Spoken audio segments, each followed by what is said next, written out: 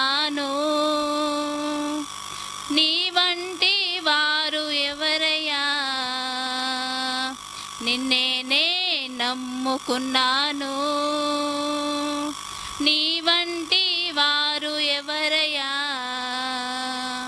నిన్నే నమ్ముకున్నాను.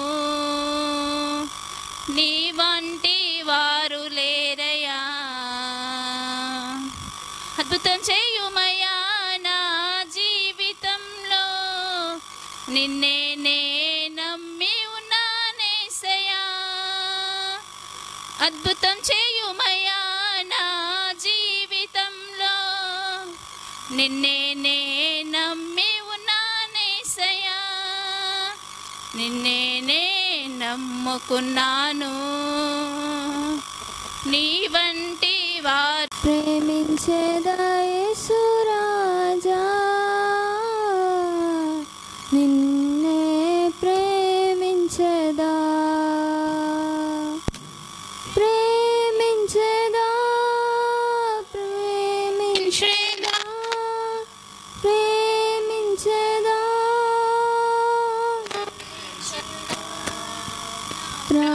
ప్రాణమున్నంత వరకు నే మట్టిలో చేరు వరకు, నా ప్రాణమున్నంత వరకు నే మట్టిలో చేరే వరకు. ప్రేమించేదా యేసు రాజా, నిన్నే ప్రేమించేదా. ప్రేమించేదా యేసు రాజా, నిన్నే ప్రేమించేదా.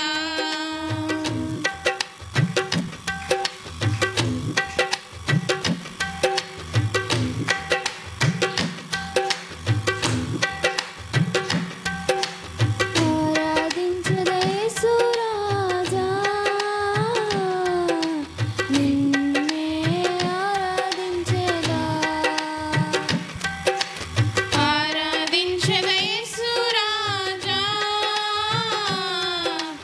నిన్నే ఆరాధించేదా.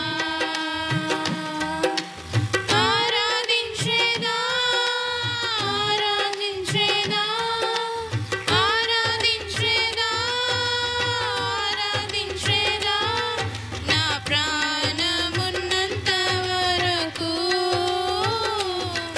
నే మట్టిలో చేరే వరకు,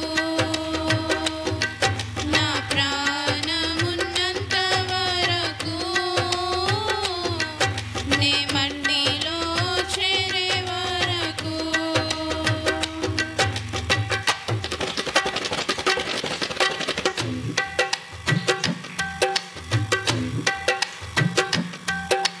ప్రార్థించేదా యేసు రాజా, నిన్నే ప్రార్థించేదా. ప్రార్థించేదా యేసు రాజా, నిన్నే ప్రార్థించేదా. ప్రార్థించేదా ప్రార్థించేదా ప్రార్థించేదా ప్రార్థించేదా, నా ప్రాణమున్నంత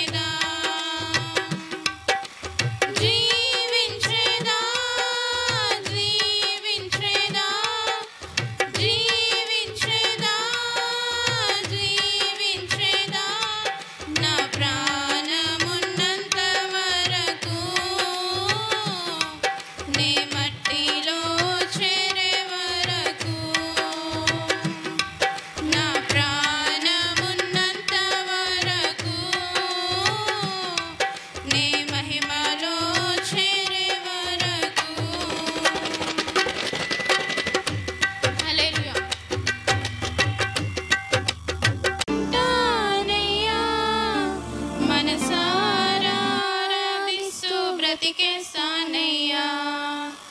రాజా నీ సన్నిధిలో నేనుంటానయ్యా, మనసారా ఆరాధిస్తూ బ్రతికేస్తానయ్యా. నేనుండాలేనయ్యా, నే బ్రతుకాలేనయ్యా, నేనుండాలేనయ్యా, నే బ్రతుకాలేనయ్యా. నీవే లేకుండా నేనుండాలేనయ్యా, నీ తోడే లేకుండా నే బ్రతుకాలేనయ్యా. నీవే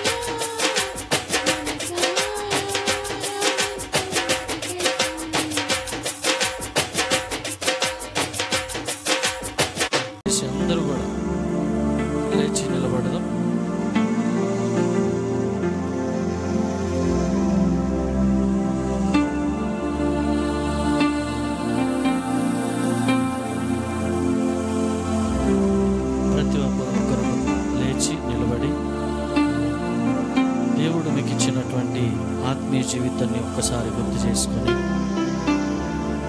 గత రోజుల జీవితం ఈనాటి జీవితాన్ని ఒకసారి పోల్చుకొని, నా స్థితి మార్చిన దేవానికి స్తోత్రాలంటూ ప్రభును మహిమపరచగలిగిన వారై ఉన్నాం. స్థితులు మార్చిన దేవుడు, స్థితిని మార్చిన దేవుడు, కనికర సంపన్నుడు, ఆశ్చర్యకరుడు ఆయన. కాబట్టి ఈ విలువైన ఆశ్చర్యకరమైన ఆయన వెలుగులో వచ్చిన మనకు ఇది ఒక అద్భుతం, ఇది ఒక ఆశ్చర్యం. దేవుడే మన కొరకు సిద్ధపరిచిన ఈరోజు ప్రభును ఆరాధించాలని వేగిరపడి వచ్చిన ప్రతి ఒక్కరికి ఆశీర్వాదం. ఈ విలువైన సమయంలో ప్రభును ఆరాధిస్తున్న నీవైనా, నేనైనా, మనమైనా ప్రతి ఒక్కరికి ఇది ఒక ఆశీర్వాద సమయం. వేరే దాని గురించి ఆలోచన కానీ, వేరే వాటి గురించిన చింత కానీ మీకు ఉండకుండా, మీరు నిలబడి ఉన్నటువంటి చోటే ప్రభును మనస్ఫూర్తిగా ఆరాధిస్తారని నేను విశ్వసిస్తున్నా. దేవునికి ఎవరయ్యా ఇష్టం అంటే, మనస్సు విప్పి ఈ లోక ఆలోచనల నుంచి బయటికి వచ్చి, చెడ్డ తలంపులు, చెడ్డ కోరికల నుంచి విడుదల పొంది పరిశుద్ధాత్మ దేవుని కనుసైగలో నడిచేవారంటే దేవునికి చాలా ఇష్టం. ప్రభును నమ్మాం, విశ్వసించాం, ఆత్మీయ జీవితంలో మార్పు రాకపోతే ఆయన చాలా దుఃఖపడతాడు. ఆయనకు నువ్వు ఇచ్చిన మాట నిలబెట్టుకోకపోతే నువ్వంటే ఆయనకు చాలా వేదన కలుగుతుంది. సో తండ్రి అయిన దేవుని దుఃఖపరచుట కంటే మనకు మనమే కష్టమైన కొంతవరకు మార్చుకొని ప్రభువుని ఇష్టంగా మారి, ప్రభువుకి ఇష్టంగా సిద్ధపడి ఆయనకు నమ్మకస్తులుగా ఉండటం దేవునికి మరింత ఇష్టం. ఆయన ఎంత ప్రేమమయుడంటే, కన్న తల్లి చేర్చినట్లు ఆయన మమ్మలను తన హక్కున చేర్చుకుంటాడు. కన్న తల్లి ఏ ఆప్యాయత చూపిస్తుందో పిల్లలకి, ఆ కరుణామయుడైన దేవుడు ఆ ఆప్యాయతను చూపిస్తాడు. హల్లెలూయా, స్తోత్రం, హల్లెలూయా, స్తోత్రం. యేసు నీకు వందనాలు, యేసు నీకు స్తోత్రాలయ్యా. కన్న తల్లి చేర్చునట్లు నన్ను చేర్చునా ప్రియుడు,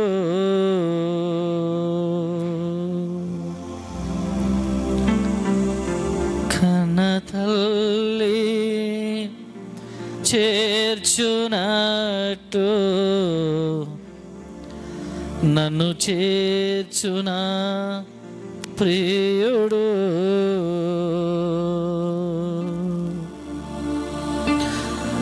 నన్ను చేర్చునా ప్రియుడు.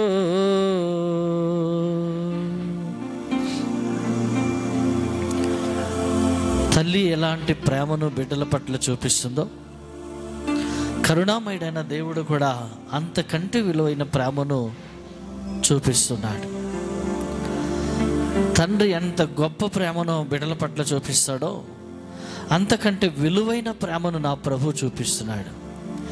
ఆ ప్రేమను ఆస్వాదించాలని, ఆ ప్రేమను నువ్వు పొందాలని, ఆ ప్రేమ కొరకే దేవుడు నిన్ను ఇహలోకములో నిర్మించుకున్నాడని, నిన్ను అంతగా ప్రేమిస్తున్నాడని నిరూపిస్తున్నాడు. ఆ గొప్ప దేవుని సమక్షంలో ఉన్న నీవు ఏమాత్రము నీ బ్రతుకు, నీ జీవితాన్ని అటు ఇటు మలుచుకోకుండా కష్టమైన ఆయన మాట మీద ఉండటం అలవాటుగా చేసుకుందాం. హల్లెలూయా, స్తోత్రం. కౌగిటిలో హత్తుకొను నా చింతలన్ బాపును, కౌగిటిలో హత్తుకొను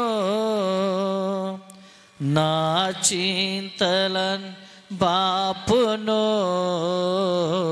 కన్న తల్లి చేర్చునట్లు నన్ను చేర్చున ప్రియుడు, కన్న తల్లి చేర్చునట్లు నన్ను చేర్చున ప్రియుడు. చేపట్టి నడుపును శిఖరముపై నిలుపును.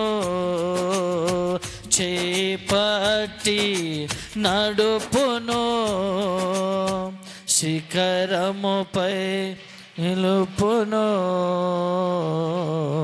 కన్న తల్లి చేర్చునట్లు నన్ను చేర్చున ప్రియుడు. అందరు పాడదాం మరొకసారి. కన్న తల్లి ప్రతి ఒక్కరు కూడా చేర్చునట్లు నన్ను చేర్చున.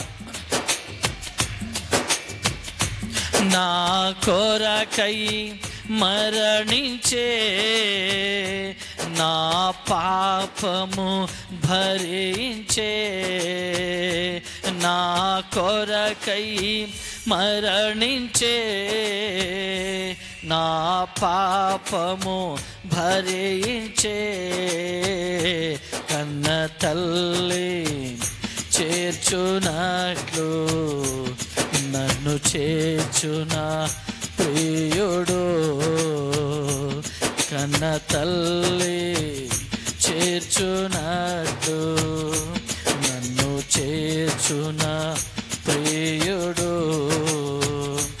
చేవిడువడు ఎప్పుడు విడనాడడు ఎన్నడు. చేవిడువడు ఎప్పుడు విడనాడడు ఎన్నడు.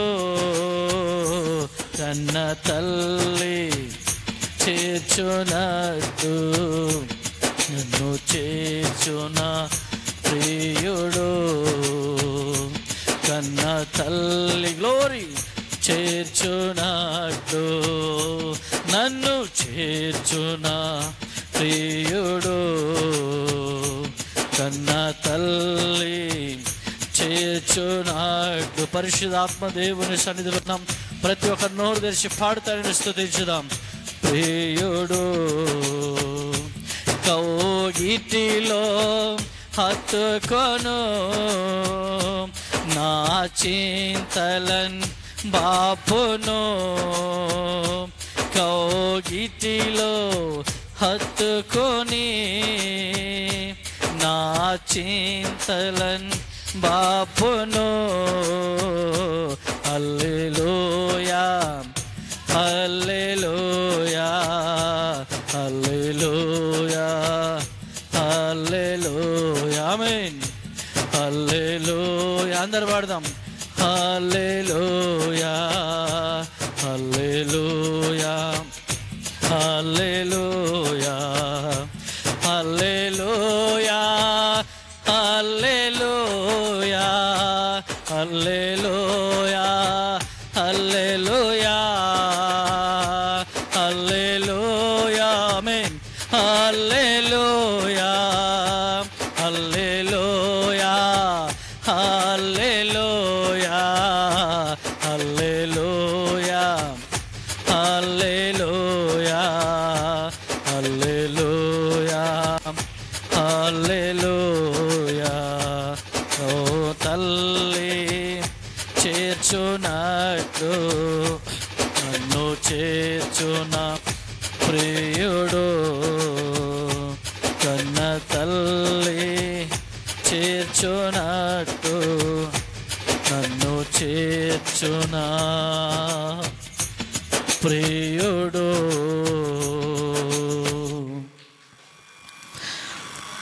చేవిడువడు ఎన్నడు విడనాడడు ఎప్పుడు. చేవిడువడు ఎప్పుడు విడనాడడు ఎన్నడు. కన్న చేర్చునట్లు నన్ను చేర్చునా ప్రియుడు. హల్లెలూయా హల్లెలూయా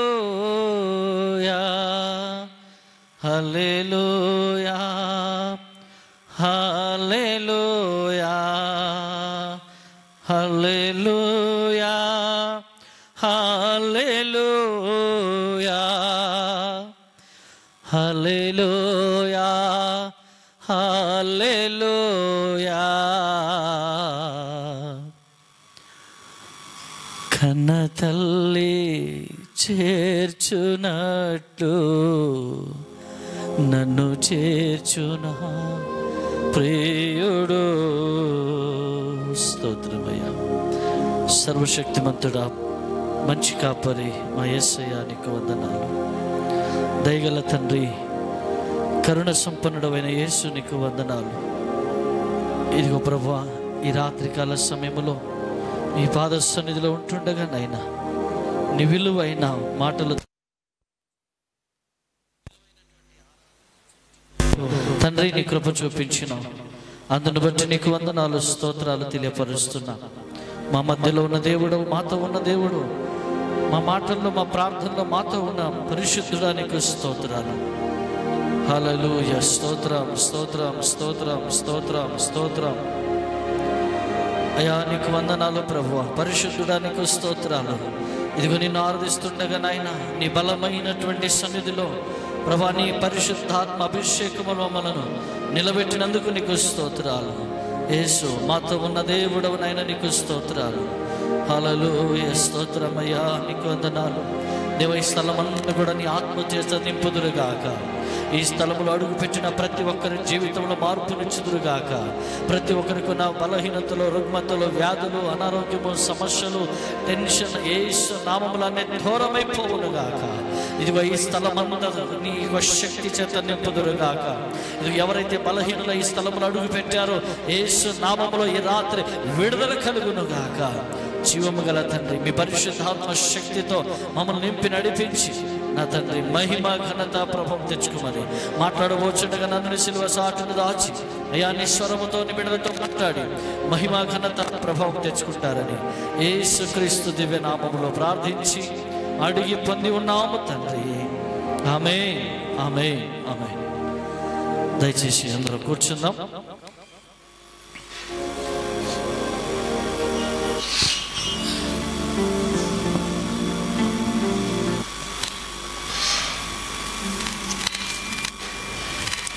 మంచిది. మన మధ్యలో దైవజనులు మరి సామెల్ రాజు గారు ఉన్నారు. వారు వేదిక మీదకి రావాల్సిందిగా ప్రభు పేరట మనవి చేస్తున్నాను. హల్లెలూయా. స్తోత్రం. మరి సమయము 8 గంటలు 5 నిమిషాలు తక్కువ ఉంది. సో ఇప్పుడు 8 అవుతుంది కనుక సమయాన్ని బట్టి మనం ముందుకు వెళ్తున్నాం. మరి మీకు తెలుసు, దేవుడు మనకు సొంత స్థలం ఇస్తే గనక గంటలు ఎక్కువైనా ఇబ్బంది ఉండదు.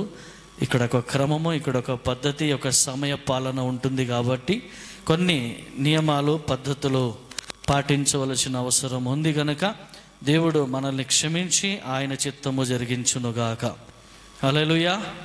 మరి విలువైన దేవుని సన్నిధిలో ఆయన మాటలు వింటున్నటువంటి దైవ జనాంగమా, ఈ రాత్రి పరిశుద్ధాత్మ దేవుడు మీతో నాతో మాట్లాడాలని నేను ఆశపడుతూ ఉన్నాను.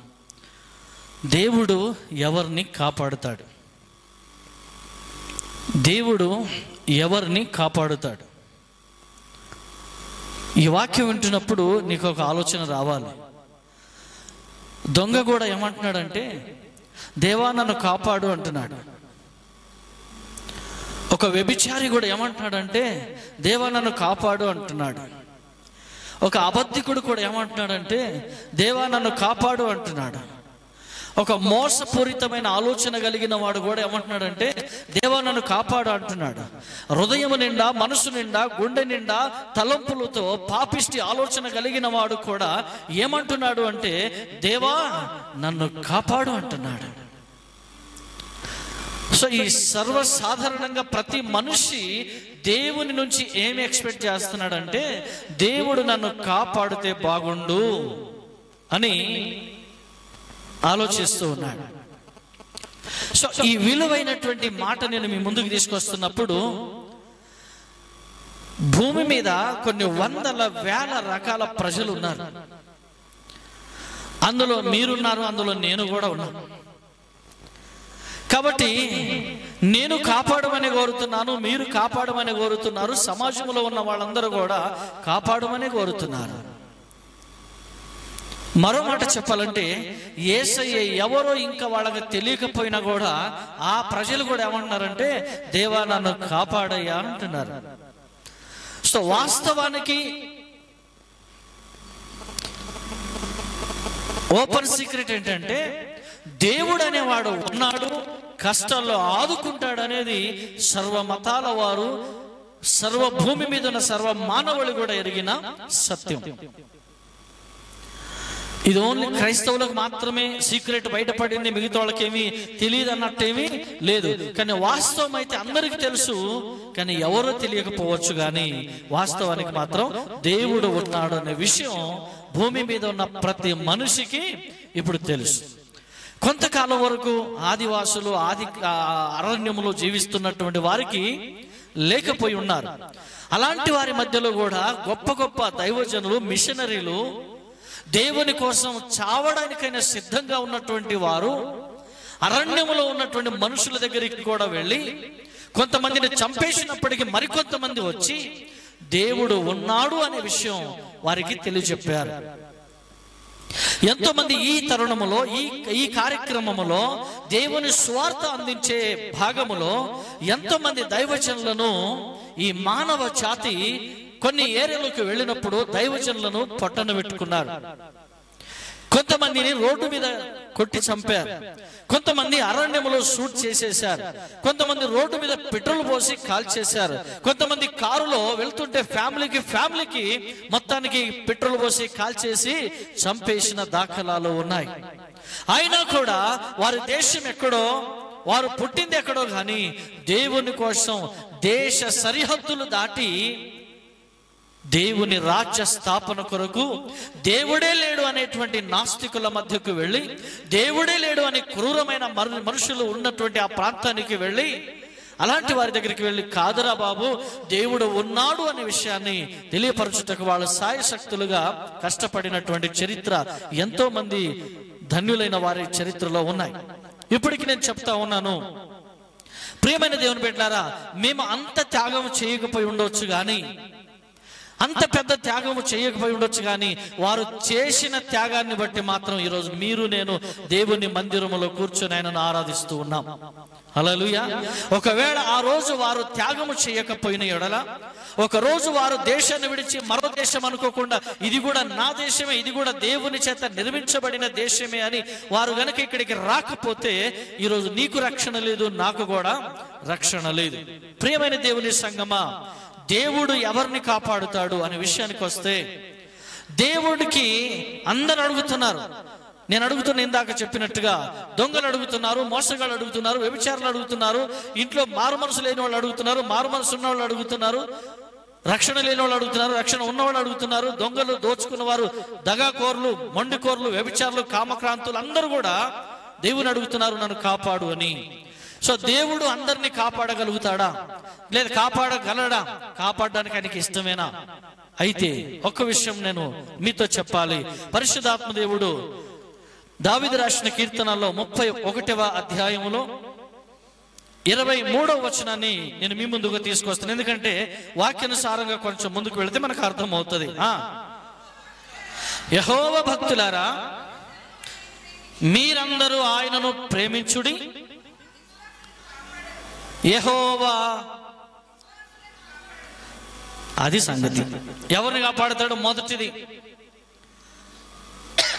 కాపాడడం అంటే, అయ్యో యాక్సిడెంట్ కాకుండా ప్రభు నన్ను కాపాడు, ఇది కాదు, ఇక్కడ ఇంతవరకే కాదు కాపాడేది. నువ్వు చనిపోయిన తర్వాత కూడా అపవాది చేతిలో పడకుండా, నరకానికి వెళ్లకుండా పరిశుద్ధాత్మ దేవుడు కాపాడి ఆ రెండవ మరణము నుంచి కూడా నిన్ను విడిపించి తన రాజ్యములోకి చేర్చుకోవడమే కాపాడడం అనే దానికి అర్థం. మామూలుగా చలి జ్వరం వచ్చింది పాస్టర్ గారు, డాక్టర్ గారు చేతులు ఎత్తేశారు, అయిపోయింది అనుకున్నారు. కానీ దేవుని కృపను కాపాడాడు. ఈ చలి జ్వరం నుంచి కాపాడే దేవుడే కాదు ఆయన. నీ కుష్ఠరోగం నుంచి కాపాడే దేవుడు మాత్రమే కాదు.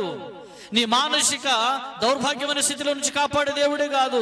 నీ వ్యభిచారం నుంచి విడిపించి నిన్ను కాపాడే దేవుడే కాదు. నిన్ను దొంగతనం నుంచి విడిపించి కాపాడే దేవుడే కాదు. నువ్వు మర్డర్ చేసినా, దొంగతనం చేసినా, ఏం చేసినా చెరల నుంచి విడిపించి నన్ను బతికించాడని చెప్పుకొని అంతవరకు చేసే దేవుడే కాదు. కానీ నువ్వు చనిపోయిన తర్వాత కూడా, బ్రతికున్నప్పుడు అందరూ ప్రేమిస్తారు, అందరూ అందం ఉన్నప్పుడు, ఐశ్వర్యం ఉన్నప్పుడు అందరూ మనవాళ్ళే. అందము లేదు, ఐశ్వర్యం లేదన్నప్పుడు నువ్వెవరో నాకు తెలియదని అలా తన్నేసి పక్కకి వెళ్ళిపోతారు. అందం మోసకరమైందని బైబిల్ చెప్తా ఉంది. హృదయము ఘోరమైన వ్యాధి ఉందంట హృదయానికి. ఆ హృదయం గురించి కూడా రాస్తూ ఉన్నాడు. హృదయము ఘోరమైన వ్యాధి గలది, దాన్ని బాగు చేసుకోండి, అది రిపేర్ అవుతుంది. దానికి ఒక మందు ఉంది, యేసు రక్తం అనే మందు. ఆ యేసు రక్తం అనే మందు నువ్వు పెట్టుకోగలిగితే, ఆ మందుని వాడగలిగితే యేసు రక్తంలో నీ హృదయంకున్న రోగం వదిలిపోతుంది. కాబట్టి ఈ అందం మోసకరమని కనబడుచున్న అందాన్ని చూసి నువ్వు మోసపోతే మాత్రం దాని వెనకల దాగి ఉన్న అతి ఘోరమైన మరణ శిక్ష లేదా అతి ఘోరమైన నరకము నువ్వు చెవి చూడవలసి వస్తుంది. కాబట్టి ప్రియమైన దేవుని బిడ్డలారా, దేవుడు ఎవరిని కాపాడుతాడనే విషయానికి వచ్చినప్పుడు ఆయన తన విశ్వాసులను కాపాడుతాడు. విశ్వాసమే లేని వారిని ఆయన కాపాడలేదు. విశ్వాసమే లేని వాళ్ళని వదిలిపెట్టేస్తాడు. కానీ విశ్వాసం మాత్రం ఉంటుంది కొంతమందికి. ఎలాంటి విశ్వాసం తెలుసా? ఎలాంటి విశ్వాసం అంటే చాలా గొప్ప విశ్వాసం. బంధువులు దూరం అవుతారు, హల్లెలూయా. నా అనుకునే వాళ్ళు దూరం అవుతారు, అందరూ కనుమరుగైపోతారు, ఏం చేయాలో అర్థం కాని పరిస్థితుల్లో ఉండిపోతారు. రూములకు వెళ్ళి మోకాళ్ళ మీద ఉండి, దేవా నువ్వు దిక్కు, నాకు అంతే, నువ్వు తప్ప నాకు వేరొకరు దిక్కు లేరయ్యా, నువ్వేం చేస్తావో నాకు తెలియదు, కానీ ఈరోజు నువ్వు మాత్రమే నన్ను కాపాడగలవు. హల్లెలూయా. నన్ను కన్నవాళ్ళు దూరం చేశారు, నా బంధువులందరూ దూరం అయ్యారు, నమ్ముకున్న వాళ్ళందరూ నన్ను మోసం చేశారు, కానీ నువ్వు మాత్రం మోసం చేసే దేవుడు కాదయ్యా. నువ్వు నన్ను గుండెల్లో పెట్టుకొని చూసే దేవుడయ్యా, నీ ప్రేమ నాకు తెలుసయ్యా అని ఎవరైతే ఆయన మీద సంపూర్ణమైన విశ్వాసం కలిగి ఉంటారో, ఇదిగో అలాంటి వారికి అంటున్నాడు, భయపడకుడి, భయపడకుడి, నేను మీతో ఉన్నా. హల్లెలూయా. నా కృప నీకు చాలు, నా కృప నువ్వు పొందు, నా కృప కొరకు నువ్వు ఏడువు, నా కృప కొరకు దుఃఖించు, నా కృప కొరకు ప్రయాసపడు, నా కృప కొరకు బైబిల్ చదువు, నా కృప కొరకు ప్రార్థన చేసుకో. ఇవి నువ్వు చేయగలిగితే నా కృప నీకు తోడుగా ఉంటది. ఎలాగో తెలుసా?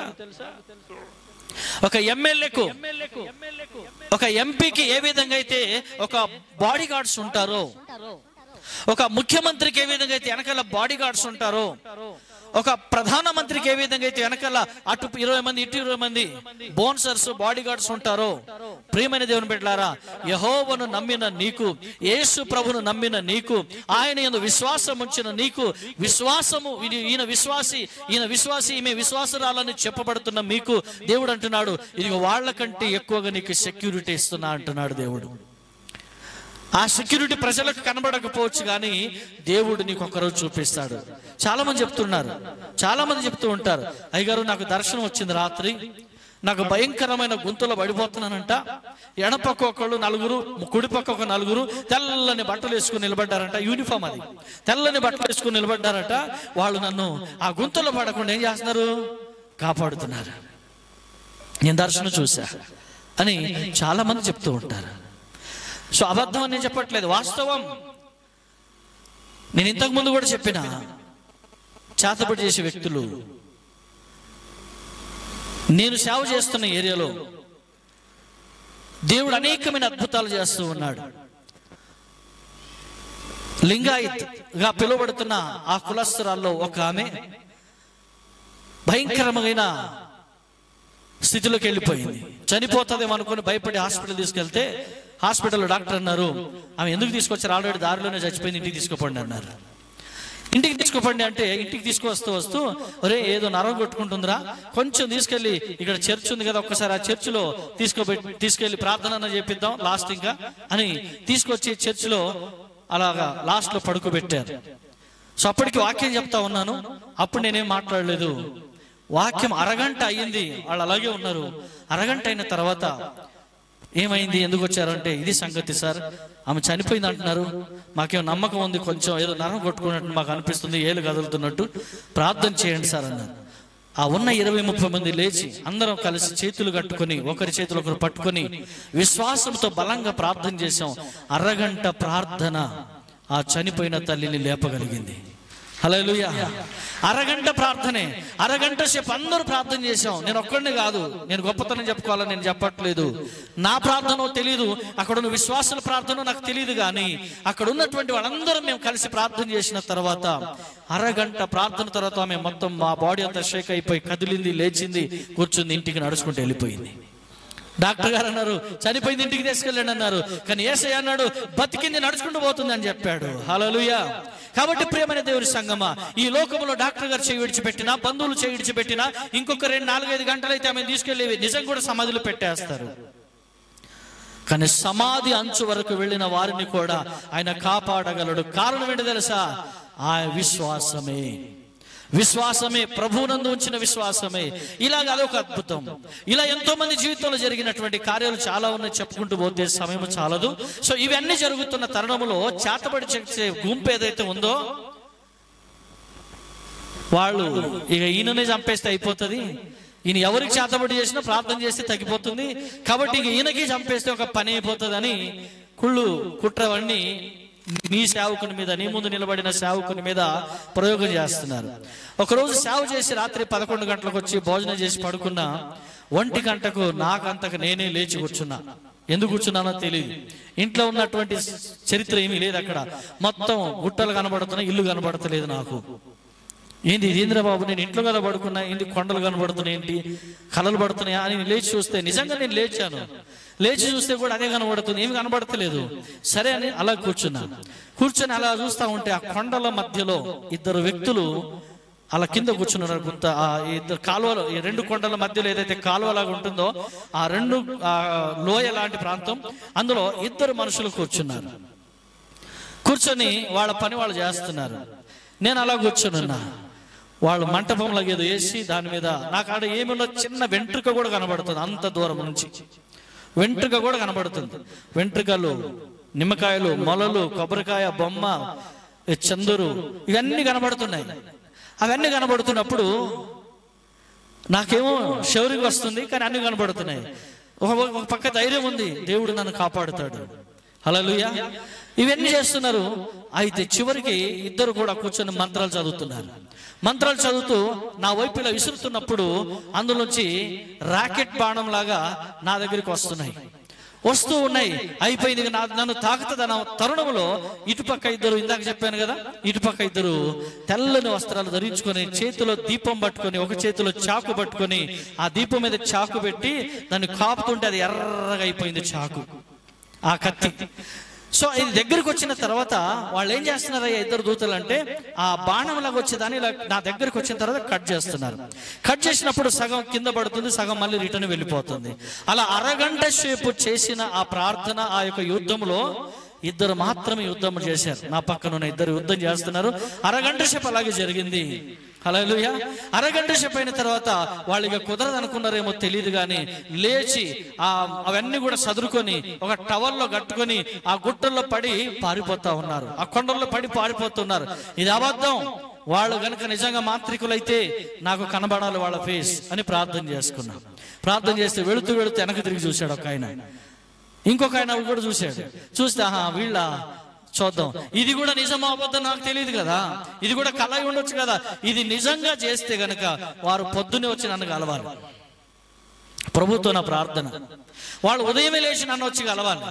ప్రార్థన చేసి పడుకున్నా. 6 గంటలకే హోటల్, ఊర్లలో వచ్చిన పొద్దున్న లేచి హోటల్కి వెళ్తారు చాయ్ తాగడానికి. అలా వెళ్ళి 2 పాట పాడుకుంటూ భుజం ఇచ్చి వేసుకుని మా ఇంటికి వచ్చారు. హల్లెలూయా. నేను అప్పటికి మేలుకొని ఉన్నా, ఎదురు చూస్తున్నా. మా ఇంటికి వచ్చారు, బయట పడుకొని ఉన్నా. ఏమనుకోకండి సార్ అంటున్నారు.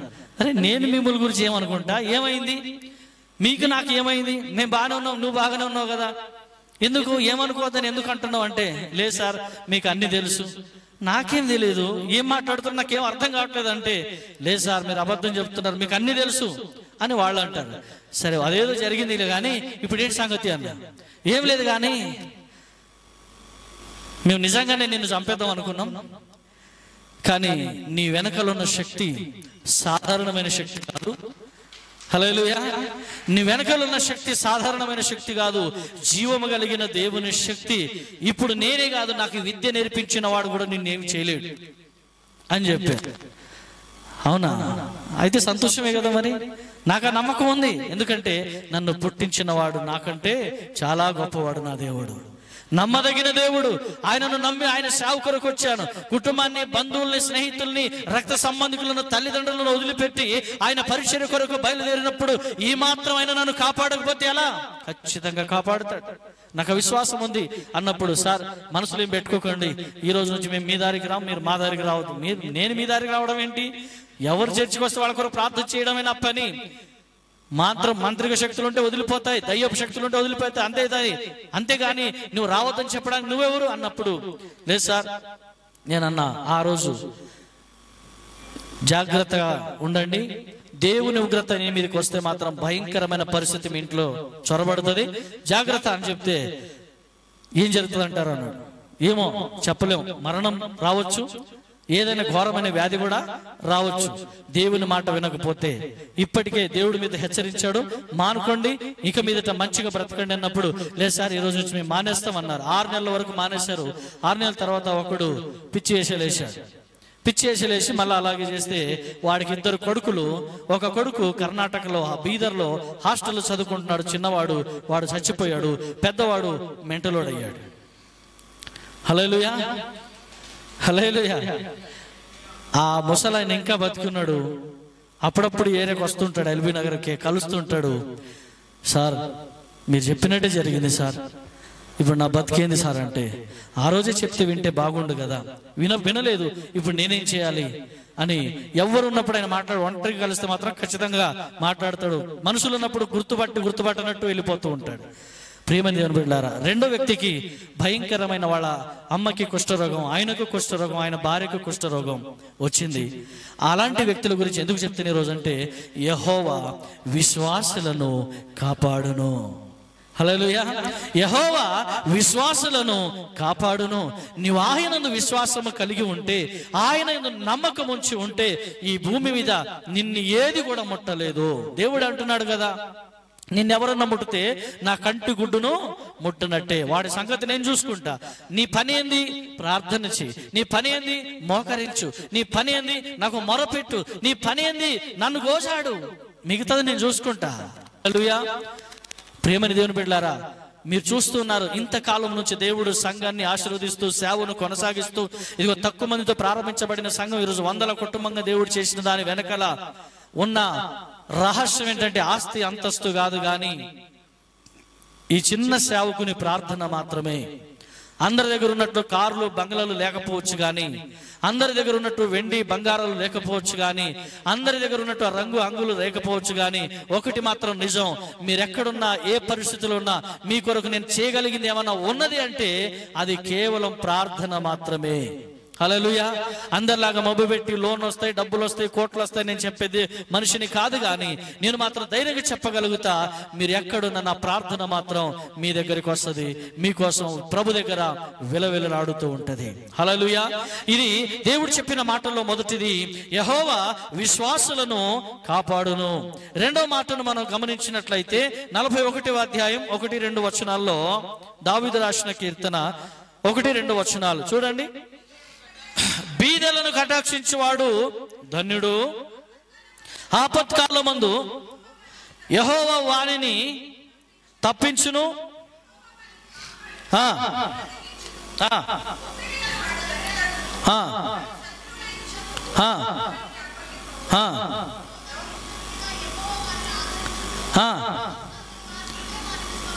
రైట్, 1-2 వచనాలు చూడండి. బీదలను కటాక్షించువాడు ధన్యుడు. ఎవరిని తప్పిస్తాడు? బీదలన్నా. ఎవరిని? జాగ్రత్తగా చూడండి. హల్లెలూయా.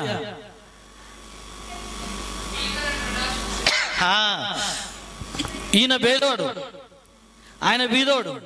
ఆయనను పోయి నేను కటాక్షించడం అంటే నా వల్ల అయిన సహాయం, నేను చేయగలిగిన సహాయం. మొదటి సహాయంలో ఏ సాయం బెటరో మీరు చెప్పాలి.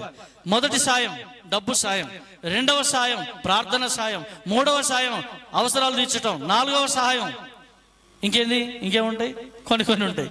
ఇందులో ఏది శాశ్వతమైనది? ప్రార్థన. హల్లెలూయా. ఈ ప్రార్థన సహాయం ఏదైతే ఉన్నదో ఎవరి కొరకు చేయాలంట? చాలా మంది సేవకులను చూశాను, మీరు కూడా చూస్తున్నారు. డబ్బులు, కార్లు, బంగ్లాలు ఉన్న వాళ్ళ కొరకు ప్రార్థన చేసే సేవకులను చూశారు. కానీ నేను పేద, మీరు పేద, నేను మీరు సమానమే. ఎవరిని చూస్తే వీళ్ళు లేబర్, ఈయన కూడా లేబర్ అన్నట్టే ఉంటాం మనం. కానీ దేవుని సన్నిధిలో ఏమన్నాడు తెలుసా? బీదలను కటాక్షించువాడు ధన్యుడు. హల్లెలూయా. ఈ రహస్యం తెలిసిన సేవకుడు ఎక్కడ సేవ చేయడానికి ఇష్టపడతాడండి? ధనవంతుల మధ్యన, పేదవాళ్ళ మధ్యన? దేవుడు యెషయా గ్రంథంలో ఒక మాట అంటాడు, పేదలకు స్వార్థ ప్రకటించడానికి దేవుడు నన్ను అభిషేకించాడు. హల్లెలూయా. ఎవరి కోసం అభిషేకించాడు? ఎవరి కోసం ఎన్నుకున్నాడు? ఎవరి కోసం పెంచుకున్నాడు? ఎవరి కోసం పిలిచాడైనా? అంటే బీదలకు సువార్త ప్రకటించడానికి. ధనవంతులు టీవీలలో వింటారు, ధనవంతులు సినిమా థియేటర్లకు పోయి వింటారు, ధనవంతులు ఇంకా రకరకాల ఆప్షన్స్ వాళ్ళకు ఉంటాయి. ఇప్పటి నుంచి ధనవంతులు ఇక్కడ నుంచి ఇజ్రాయెల్ పోవాలన్నా పోతారు, ధనవంతులు ఇక్కడ నుంచి బయట దేశం అమెరికా పోవాలన్నా పోతారు. కానీ పేదవాడు ఎక్కడికి పోతాడు? ఎక్కడికి వెళ్ళలేడు. కాబట్టి ఇదిగో వాళ్ళ నిమిత్తమై నేను నా దైవజనుని ఎన్నుకున్నాను, వాళ్ళ నిమిత్తమైన సేవకుడిని ఎన్నుకున్నాడు అంటున్నాడు. కానీ ఈ రోజుల్లో ఫ్యాషన్ సేవ ఎక్కువైపోయింది. పేదోళ్ళ ఇంటికి సేవకుడు రావడం కరువైపోయింది. పేదవారు పిలిస్తే కూడా పలకని రోజుల్లో ఈ రోజు సంఘాలు ఉండిపోతున్నాయి. హల్లెలూయా.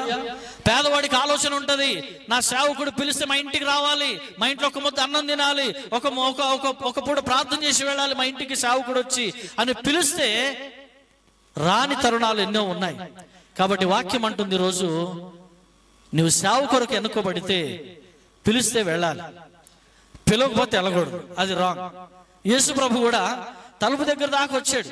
తలుపు దగ్గర దాకా వచ్చి హృదయం అనే తలుపు దగ్గర నిలబడి ప్రభు ఏమన్నాడు? టకటక టకటక కొడుతున్నాడు. కానీ తలుపు తోసేసి లోపలికి రావచ్చు కదా. ఇల్లు ఆయనదే, తలుపు ఆయనదే, మనిషి ఆయనదే, సమస్తం ఆయనదే. ఆయనకి అడ్డేంటి? ఆయనకేమైనా ఆపుతుందా శక్తి? ఆపలేదు. కానీ మన దేవుడు క్రమం కలిగిన దేవుడు, మన దేవుడు పద్ధతి కలిగిన దేవుడు. అదే మీరు మన సహోదరులు ఉంటారు, మనం ఉండే ఓల్డ్ సిటీ కదా ఇది. ఓల్డ్ సిటీలో క్రైస్తవులు కాని మరికొన్ని ఇండ్లు ఉంటాయి. వాళ్ళ ఇంటికి వెళ్ళి హిందీ మాట్లాడి వాళ్ళ ఇంటికి వెళ్ళి టక్కటకు డోర్ కొట్టండి. డోర్ కొట్టకుండా డోర్ తీసి లోపలికి వెళ్ళండి. ఏమంటారు? అకల్ హై తెరకు అంటాడు వాడు. తెరకు అకల్ హై, బేషరम है, घर में क्यों घुस रहा वैसा?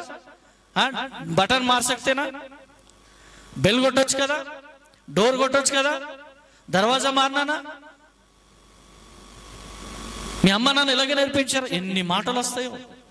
అంటే నువ్వు తలుపు కొట్టకుండా డైరెక్ట్ గా వెళ్ళడం అనేది అది నేరం కింద చూపిస్తున్నారు, అది అవమానం కింద చూపిస్తున్నారు, అది అక్రమం కింద చూపిస్తున్నారు, అది పద్ధతి కాదు అని చెప్తున్నారు. అందుకే యేసు ప్రభు నిన్ను నన్ను సృష్టించిన సృష్టికర్త అయిన దేవుడు ఒక పద్ధతి గల దేవుడు. కాబట్టి ఏమన్నాడు?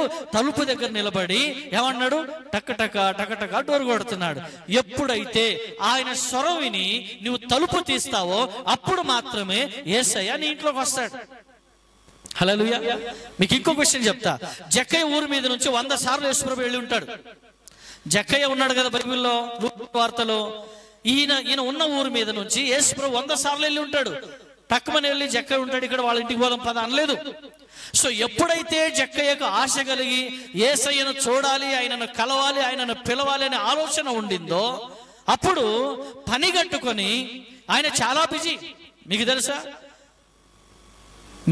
మీరు నేను ఉన్నంత ఈజీగా లేడు ఆయన. మనకు కొంచెం టైం అన్న దొరుకుతుంది, అన్నం తినడానికి నీళ్లు తాగడానికి కొంచెం టైం దొరుకుతుంది. కానీ ఆయన మనకంటే చాలా బిజీ.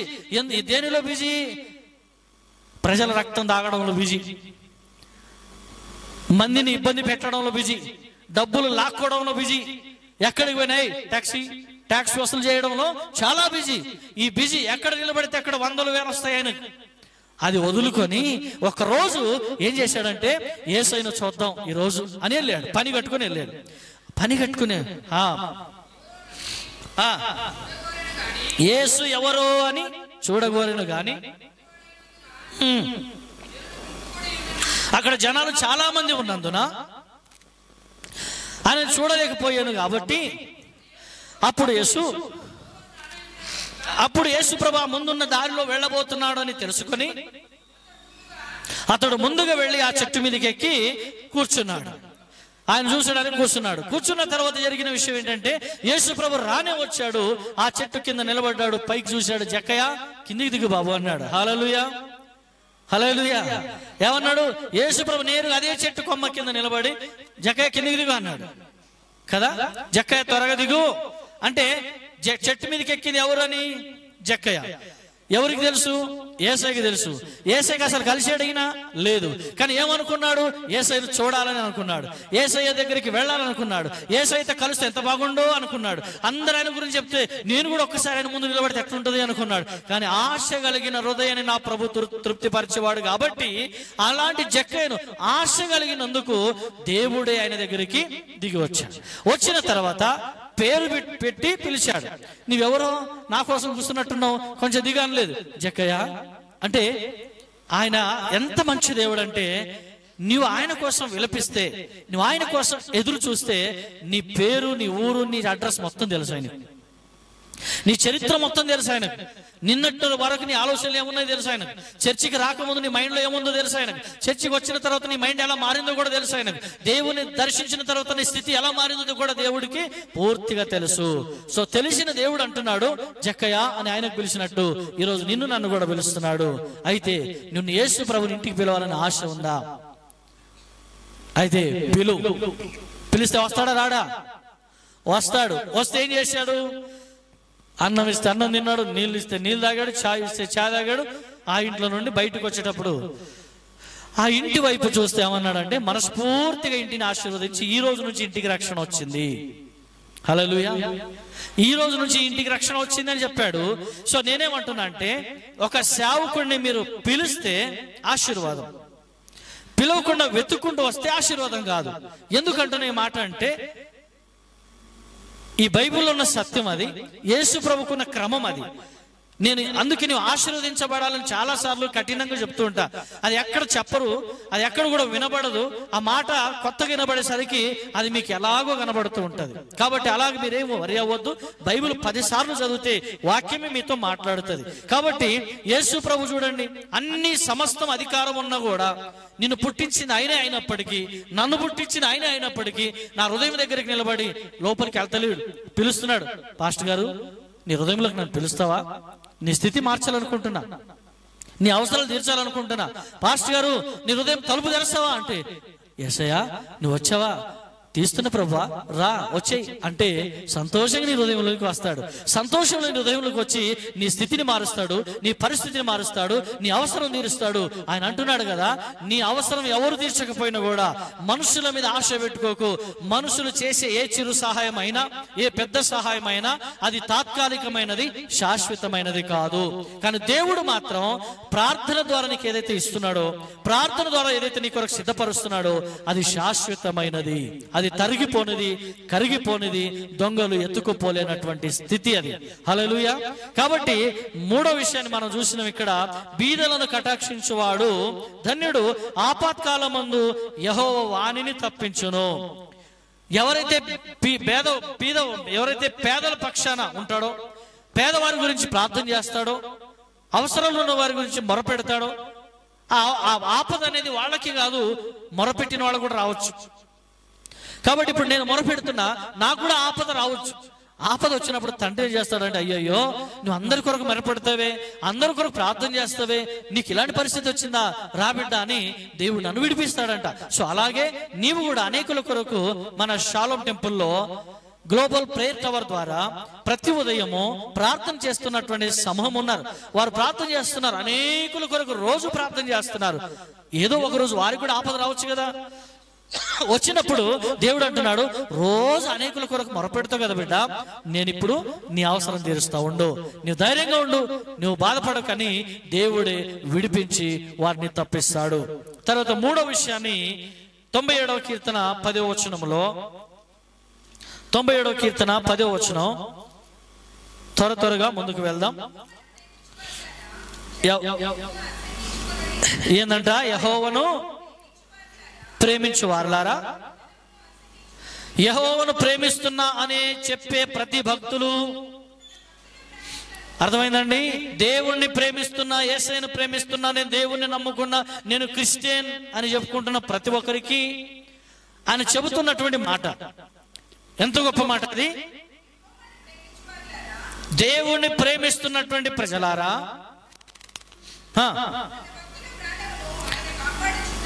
ఏం చేస్తున్నాడంట, తన భక్తుల ప్రాణమును ఆయన కాపాడుచున్నాడు. యెహోవాను ప్రేమించే వారలారా, చెడుతనమును అసహించుకున్న తర్వాత జరుగుతుంది అది. చెడుతనం అసహించుకోకపోతే ఏం జరగదు, మీ ప్రాణము కాపాడబడదు. సో ఎప్పుడైతే చెడును అసహించుకుంటారో, అసహించుకోవడం అంటే విడిచిపెట్టడం, ఇది చెడ్డది అని తెలిసింది అనుకోండి, ఈ పని చెడ్డ పని, ఈ పని మంచి పని అని తెలుసుకోవాలి. ఏది చెడ్డ పని చూసిన తర్వాత ఆ చెడ్డ పనిని చి అని వదిలేసేయాలి. ఆ చెడ్డ పనిని అబ్బాయి ఇది నాకు సంబంధించింది కాదు అని వదిలిపెట్టాలి. సో చెడ్డ పని వదిలిపెట్టినటువంటి వారికి యెహోవా భక్తుడా అని పిలుస్తున్నాడు. అంటే యెహోవా భక్తుడు ఏం విడిచిపెడతాడు, చెడ్డదానిని విడిచిపెడతాడు. యేసయ్య పిల్లలు ఏమి విడిచిపెడతారు, చెడ్డ పనిని విడిచిపెడతారు. వినాలి, చెడ్డ పనిని విడిచిపెట్టిన తర్వాత దేవుడు వారి ప్రాణాన్ని కాపాడుతాడు.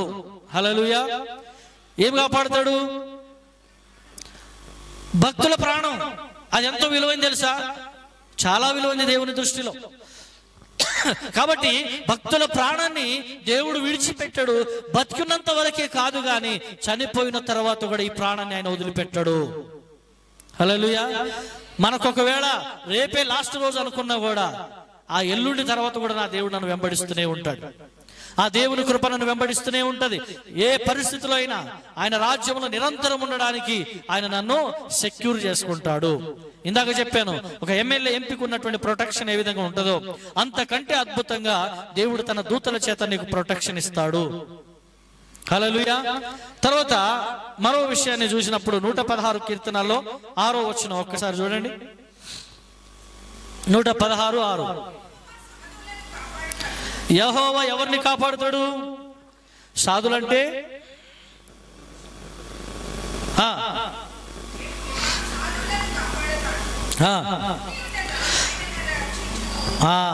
ఇక్కడ సాధువులు అనగా ఒకటి బాహ్యరంగమైన సాధువులు వేరు, అంతర్యములో ఉన్న సాధువులు కూడా వేరు. ఇది పేతురు పత్రికలో 3వ అధ్యాయంలో కూడా ఉంటది. ఒకసారి అక్కడ సాధువు అయిన ఉన్నట్టుగా ఉండాలి అనే మాట అక్కడ ఉంటది. అక్కడ ఎలా ఉంటదంటే వెండి బంగారములు నగలు వజ్ర వైఢూర్యాలు ఇవన్నీ కాకుండా సాధువు అయినట్టు ఉండాలి అని ఉంటది అక్కడ కదా. దీన్ని ఆధారం చేసుకొని కొన్ని సంఘాల్లో కొంతమంది, అన్ని సంఘాల్లో కూడా ఉన్నారు, ఏంది వెండి బంగారం తీసి పక్కన పడేశారు చాలా మంది. కొన్ని నేను ఛత్తీస్గఢ్ వెళ్ళినప్పుడు, రీసెంట్ గా ఛత్తీస్గఢ్ వెళ్ళినప్పుడు ఒక పాస్టర్ గారు ఆయన సంఘాన్ని వెళ్ళి చూసా. ఆయన చర్చి కట్టాడు, చిన్నదే, చాలా బాగుంది. సో ఆ చర్చి కట్టినప్పుడు ఆయన పరిస్థితి చాలా దీనంగా ఉంటది. కానీ ఇంత మంచి మందిరం ఎలా కట్టగలిగారంటే దీని వెనకాల నా విశ్వాసుల త్యాగం ఉంది అన్నాడు. నేను అనుకున్నా ఒక్కొక్క విశ్వాసి నాకు తెలిసి ఒక 2 లక్షలు 3 లక్షలు ఇచ్చి ఉంటారు, అందుకే ఇంత పెద్ద మందిరం కట్టుకున్నాడా. నేనన్నా ఎంత డబ్బు ఇచ్చారంటే, డబ్బులు కాదు, డబ్బులు ఇచ్చింది లెక్కలేదు, కానీ నా విశ్వాసులు దేవుని సన్నిధిలో తీర్మానం చేసుకున్న తర్వాత వారి ఒంటి మీద ఉన్న నగలు మొత్తం తీసుకొచ్చి కానుక పెట్టలేశారంట.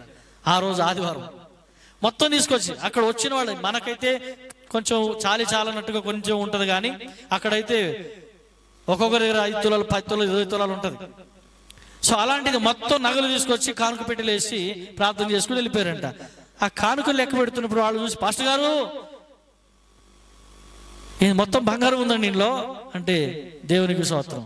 ప్రార్థన చేసి దేవుని మందిరం కొరకు అనుకుంటున్నాం కదా, దేవుడే ఇచ్చాడు అని మందిరం ఆ బంగారంతో వాళ్ళు ఇచ్చిన డబ్బులతో మందిరం కట్టాడు. బయట ఒక్క రూపాయి ఎవరి దగ్గర కూడా ఆయన అడగలేదంట. అదే చెప్తున్నాడు ఆయన. హల్లెలూయా. కాబట్టి ప్రియమైన దేవుని బిడ్డలారా, దేవుడు అంటున్నాడు సాధువు అయినట్టు.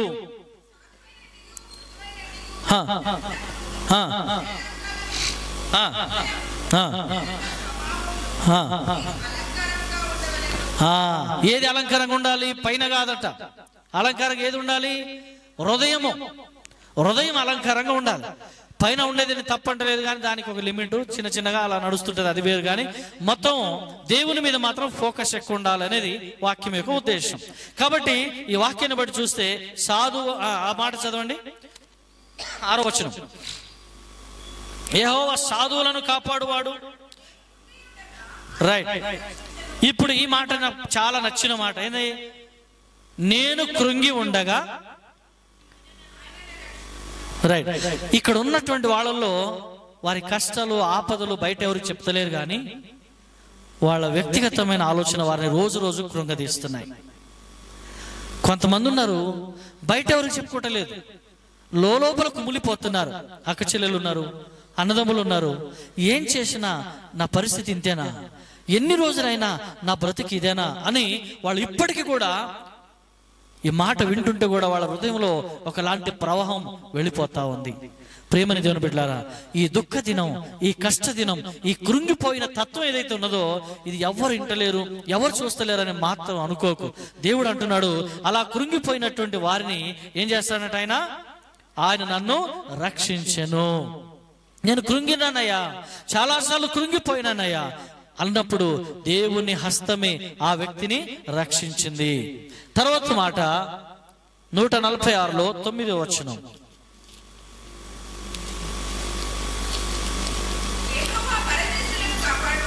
యెహోవా ఎవరిని కాపాడుతాడంట? పరదేశులను కాపాడువాడు. ఆయన తండ్రి లేని వారిని, విధవరాండ్రను ఆదరించువాడు. భక్తిహీనుల మార్గమును ఆయన వంకర మార్గముగా చెయ్యును. చాలు. ఇక్కడ ఇందులో 2 రకాలు ఉంటారు. ఎవరిల్లు? పరదేశులను కాపాడువాడు గనక ఆయన అంటే దేవుడు ఏం చేస్తాడు? ఒకటి తండ్రి లేని వారిని, రెండవది భర్త లేనటువంటి వారిని దేవుడు ఆదరిస్తాడు అని రాయబడింది. సో అది రాస్తూ కింద ఏమన్నాడంటే ఇందులో 2 రకాల వారు ఉంటారంట. ఒకటి భక్తిహీనులు, రెండవది భక్తి పరులు. సో ఇప్పుడు భక్తిహీనులైన వారి మార్గములన్నీ వంకరగా చేసేస్తాడంట. కానీ ఎవరైతే భక్తిగా ఉంటారు చూడు, ఎవరైతే భక్తిగా ఉంటారు కదా, సో వారిని ఏం చేస్తాడు చెప్పండి? భక్తిగా ఉన్నటువంటి వారిని ఏం చేస్తాడు?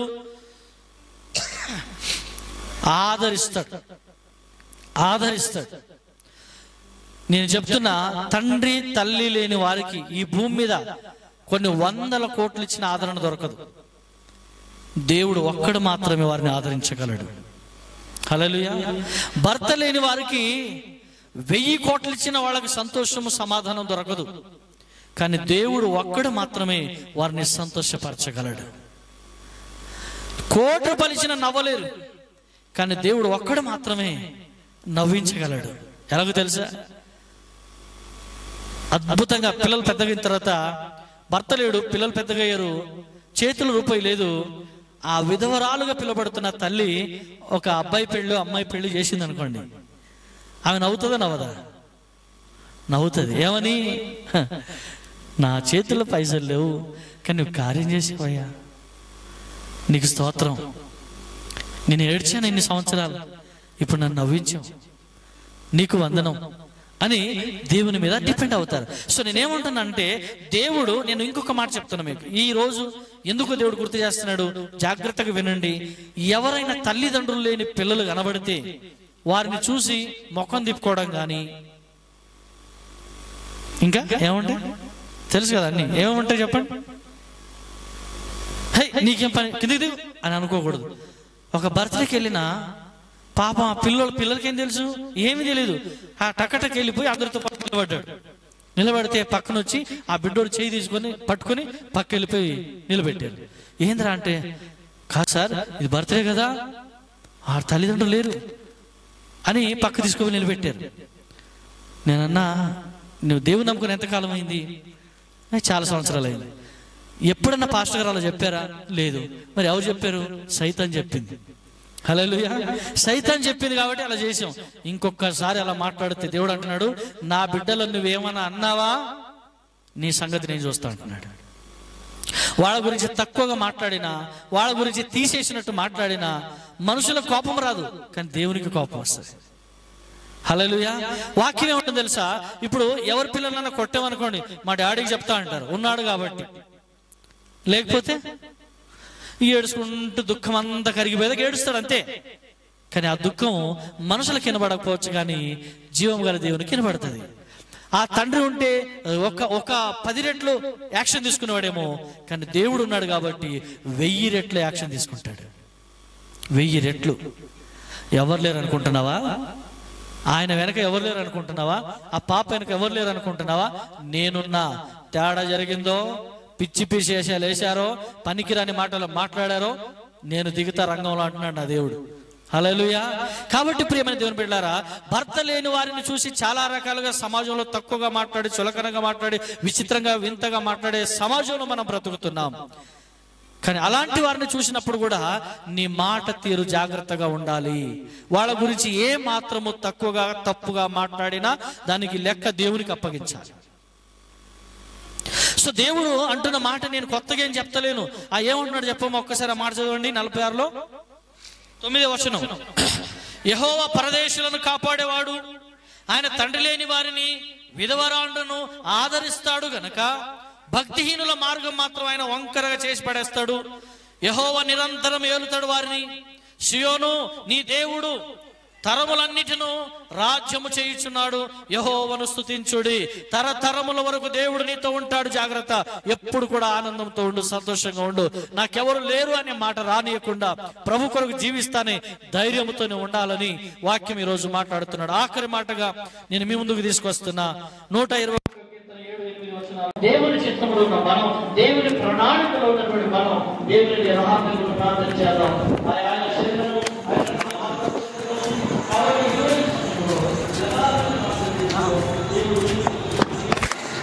తీసుకొని,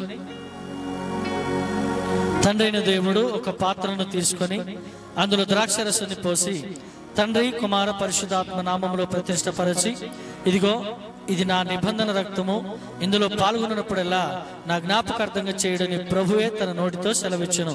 కనుక ఆయన చేత అభిషేకించబడిన దాసునిగా, సేవకునిగా, ఆయన బిడ్డగా ఇదిగో తీసుకొచ్చినటువంటి ద్రాక్షరసం కొరకు ప్రతిష్ఠిస్తున్నాను, ప్రార్థిస్తున్నాను. తండ్రి కుమార పరిశుద్ధాత్మ నామములో ద్రాక్షరసాన్ని క్రీస్తు రక్తముగా మారుస్తున్నాను.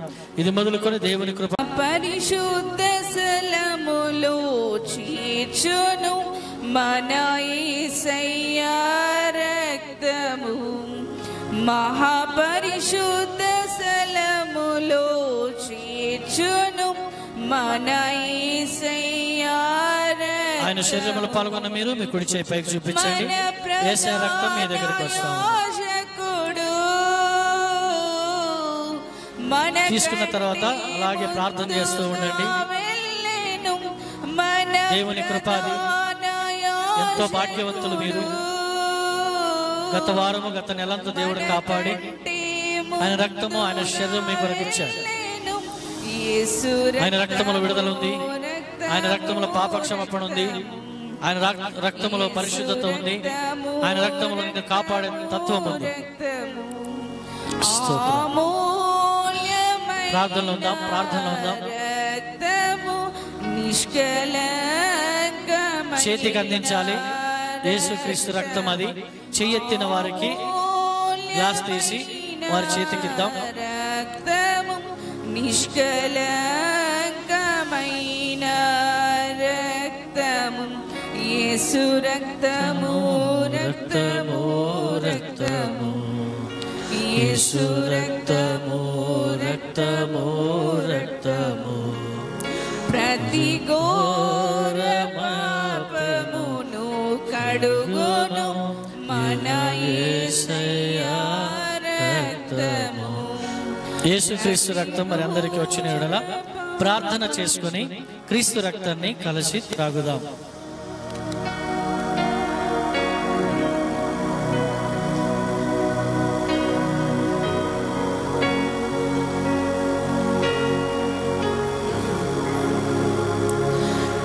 మంచిది. ఇంకెవరికైనా కానీ యేసుక్రీస్తు శరీరం కానీ రక్తం కానీ రాని యెడల మీ కుడి చేయి పైకి చూపించండి. మీ యొద్దకు యేసు శరీరం యేసు రక్తం తీసుకురాబడుతుంది. అందరికి వచ్చిన యెడల ఇంకా అనేకుల కొరకు ఆయన శరీరము ఆయన రక్తం మిగిలి ఉన్నది. మీలో ఎవరైతే రక్షణ పొందలేదో, బాప్తిసం పొందలేదో మీ కొరకు సంఘము కాపరిగా నేను సిద్ధంగా ఉన్నాను. బాప్తిసం ఇచ్చి మీరు కూడా క్రీస్తు శరీరంలో క్రీస్తు రక్తంలో పాలి భాగస్తులు అవ్వడానికి సంఘం ద్వారా బాప్తిసం అనే కార్యక్రమం ద్వారా మీకు దగ్గరగా చేయడానికి సేవకునిగా సిద్ధంగా ఉన్నాను. దేవుని చిత్తమైతే ఈ నెల 12వ తారీఖు శుక్రవారం రోజు బాప్తిసం కార్యక్రమం ఉంటుంది.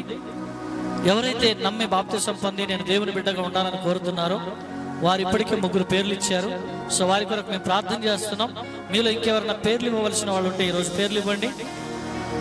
ఎవరైతే శుక్రవారం బాప్తిసం పొందుతారో మరి ఆదివారం వారికి సంఘంలో సన్మానం, వారికి ప్రేమపూర్వకమైన ఆహ్వానం ఉంటుంది. కాబట్టి దేవుడు వారిని దీవించాలని మనస్ఫూర్తిగా ప్రార్థన చేస్తున్నాం. ప్రార్థన. పరిశుద్ధుడు, మంచి కాపరి, కృపగలిగిన తండ్రి, ఆశ్చర్యకరుడమైన యేసయ్య నీకు వందనాలు. మంచి దేవుడు ప్రభు, నీ శరీరము నీ రక్తములు మాకు అవకాశం ఇచ్చారు. అది తీసుకున్న మా బ్రతుకు మా జీవితం మారాలని, మేము నిన్ను వెంబడించాలని మనస్ఫూర్తిగా కోరుతున్నాం. సత్యవంతుడవు, నీతిమంతుడవు, మమ్మల్ని కాపాడే దేవుడవు నాయనా. నీ శరీరము నీ రక్తం మాకు లేకపోతే ఈరోజు మా స్థితిలో ఉండేది కాదు. ఏ మనిషి అండ, ఏ మనిషి నీడ మాకు లేకపోయినా నీ నీడ మమ్మల్ని బ్రతికిస్తుంది. మీ నీడ మమ్మల్ని ఆదరిస్తుంది. మీ నీడ మమ్మల్ని గొప్ప చేసింది. అందును బట్టి నీకు వందనాలు. రాబోయే రోజుల్లో మేము ఇంకా నీ కొరకు అద్భుతమైన రీతిగా వాడబడుటకు నా తండ్రి సహాయం చేయమని ప్రార్థన చేస్తున్నాను. ఇదిగో ముందున్న సమయం మీకు అప్పగిస్తున్నాను. నా తండ్రి, విలువైన కానుకలు, దశభాగములు, మొక్కుబడులు, ప్రతిష్ఠిత అర్పణలు నీ మందిరానికి తీసుకొచ్చాం అయ్యా. ఈ గొప్ప పరిచర్య కొనసాగుటలో నా వంతుగా, నా భాగంగా నేను తీసుకొస్తున్న కానుకలు నీకు అప్పగిస్తున్నాను. ఎవరైతే ధైర్యంగా యథార్థంగా తీసుకొచ్చారో ఇస్తున్నప్పుడు ధారాళంగా ఇచ్చి దీవించబడేటువంటి కృపను వారికి దయచేయమని ప్రార్థన చేస్తున్నాను. ముందున్న కార్యక్రమంలో ప్రకటనలు ఉన్నాయి. వాటి విషయంలో కూడా తండ్రి మీరు కార్యం చేసి మహిమ పొందుమని జీవం కలిగిన యేసుక్రీస్తు నామమున అడిగి పొంది ఉన్నాము తండ్రి. ఆమేన్, ఆమేన్, ఆమేన్. హల్లెలూయా. మంచిది. మరి ఈ సమయంలో కొన్ని ప్రకటనల వరకు అయితే వచ్చాం. ప్రార్థన అన్నప్పుడు అందరు ఎక్కడ వాళ్ళు అక్కడ ఆగిపోవాలి. ఓకేనా? ప్రార్థన అన్నప్పుడు ఎక్కడ వాళ్ళు అక్కడే ఆగిపోవాలి. ఒకవేళ ప్రార్థన అయిన తర్వాత ఎవరైనా ఒక పెద్దలు వెళ్ళి క్లాసెస్ కానీ ఎవరు తీసుకోండి. దేవునికి మహిమ కలుగునుగా. ఈ విలువైన సమయంలో దేవుని మందిరంలో కొన్ని ప్రకటనలు తెలియపరచబడుతున్నాయి. వచ్చే శుక్రవారం బాప్తిసం కార్యక్రమాలు ఉంటాయి. ఆదివారం వారిని సంఘంలో ఎవరైతే బాప్తిసం తీసుకుంటారో వారికి సంఘంలో ప్రేమపూర్వకంగా వారిని ఆహ్వానిస్తాం సన్మానంతో. రెండవ ప్రకటన, మరి దేవుని మందిరంలో మరి ప్రతి సంవత్సరం వార్షికోత్సవం పండుగ జరుపుకుంటున్నాం. చర్చి పండుగ అంటాం, ఇంగ్లీష్లో అయితే చర్చి యానివర్సరీ అంటాం. సో చర్చి యానివర్సరీ ప్రతి సంవత్సరం మనం జరిగిస్తున్నాం. ఈ సంవత్సరం 9వ తారీఖు మంగళవారం వస్తుంది. కాబట్టి మనకున్న పరిస్థితులను బట్టి నేను అనుకుంటున్నాను మంగళవారం చేయాలి. కానీ ఆర్థికంగా కొన్ని ఇబ్బందులు ఉండడాన్ని బట్టి మేమేమనుకున్నానంటే, నేను అనుకున్న మాట అది. మీరు ఓకే అంటే ఓకే, లేదు పాస్టర్ గారు అలా కాదు ఇలా చేద్దాం అనుకుంటే నేను ఎలాగైనా ఓకే. రెండో విషయం, మంగళవారం చేస్తే బాగానే ఉంటుంది ప్రతి సంవత్సరం చేస్తున్నట్టుగా 9వ తారీఖు. కానీ స్కూల్ ఉంటుంది ఆ రోజు, పిల్లలందరూ స్కూల్ నడుస్తూ ఉంటుంది. సార్ వాళ్ళకి, ఇక్కడ ఉన్న మేనేజ్మెంట్ వాళ్ళకి డిస్టర్బ్ అవుతుంది. కాబట్టి నేనేమనుకుంటున్నానంటే వచ్చే ఆదివారం పెడితే ఆదివారం అవుతుంది, చర్చి పండగ కూడా అవుతుంది.